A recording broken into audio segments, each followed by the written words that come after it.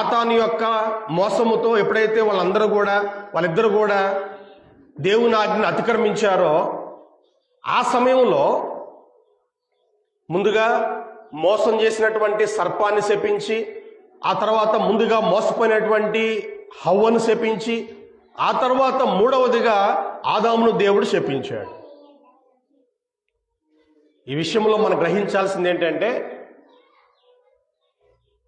ఎదుటి వ్యక్తిని మోసం చేస్తే అది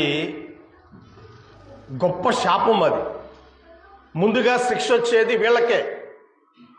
మోసం చేయటం అనేటువంటిది చాలా పెద్ద దుర్మార్గం. ఇక్కడ ఏం మోసం చేశాడు? డబ్బు తీసుకునే మోసం చేయలే.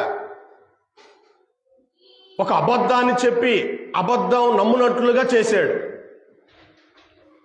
మరి ఈ లెక్కన ఈరోజు చాలా మంది అబద్ధాలు చెప్తున్నారు. ఆ దేవుడు, ఈ దేవుడు, ఆ సంఘం, ఈ సంఘం అని ఈ అబద్ధాలు చెప్పేటువంటి వీళ్ళందరూ కూడా రేపు వాళ్ళ పరిస్థితి ఏంటి?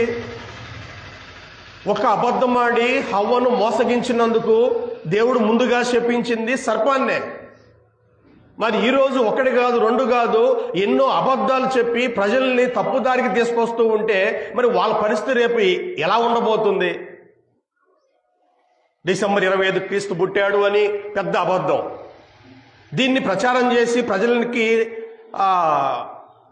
చేసి ప్రపంచవ్యాప్తంగా ఈరోజు డిసెంబర్ 25ని ఘనంగా చేయటానికి కారణమైనటువంటి వాళ్ళ పరిస్థితి ఏంటి రేపు?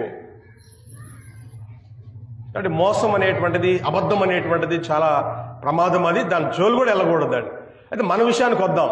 ఆదికాండం 3వ అధ్యాయంలో దేవుడు